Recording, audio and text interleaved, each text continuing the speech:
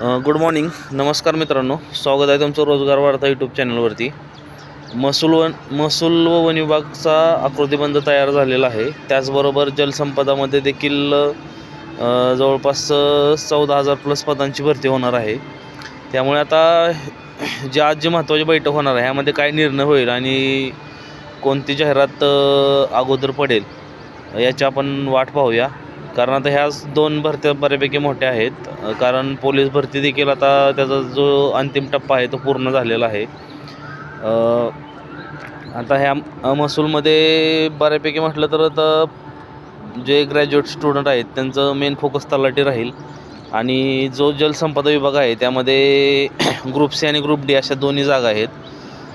त्यामुळे जे कोणी जलसंपदाची किंवा सरळ सेवेची तयारी करत आहेत त्यांच्यासाठी ही सर्वात मोठी संधी आहे.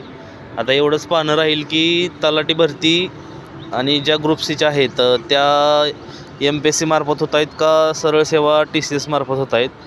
कारण MPSC मार्फत झाले तर एकदम पारदर्शकता येईल आणि व्यवस्थित अशा ज्या काही सिलेक्शन प्रोसेस आहे ती होईल. त्यामुळे बऱ्यापैकी विद्यार्थ्यांचा कल हा MPSCकडेच राहील. तरी बघूया आजची जी काय बैठक होणार आहे त्या बैठकीमध्ये काय सांगणं होतं आहे. धन्यवाद.